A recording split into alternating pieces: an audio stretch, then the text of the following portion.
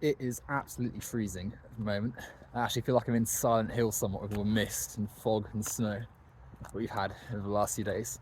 But I think that there's a good chance here to think about a major social issue that's not going to address currently. So, I don't know why I'm smiling about it. At the moment, there are thousands of homeless people across the country who are having to brave the dismal conditions, temperature-wise, with no real social, support, no real infrastructure to help them, nothing put in place to see them through a cold and bleak winter.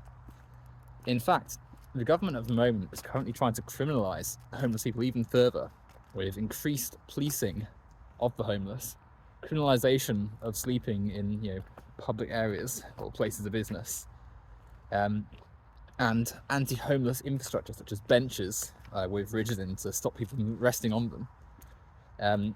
In combination of this, we're seeing the rise of living costs, the cost of living crisis, the end of policies put in place during COVID lockdowns to support homeless people more, at hotels and stuff, and with like food banks, and general instability.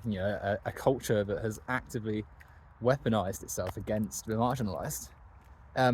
And when you combine it with the conditions we're seeing at the moment, like it's a really dangerous time to be homeless. Like it's a tricky space to be in anyway, because if you're homeless, then you've not got that shelter that you need to have a place of security and have a place of warmth and comfort and stuff.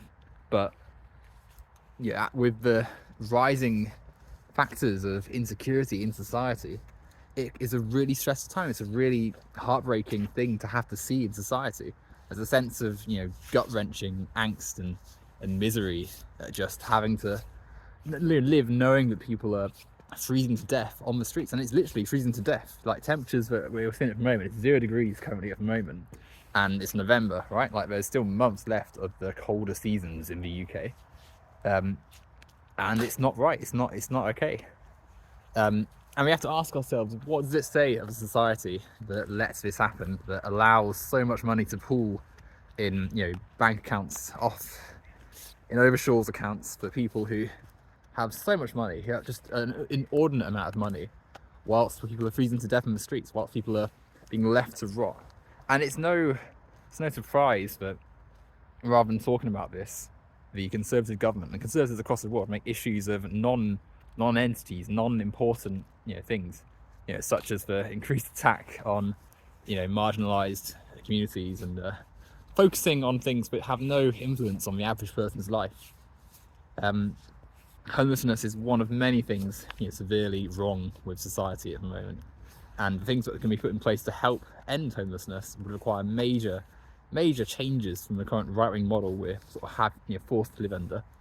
I think it's so important to consider this whilst we enter the winter, that for all the hardships you go through just as a person having to put up with the cold, it's so much worse for the homeless, that people who don't have anywhere to rest and put themselves when it gets too cold to be outside.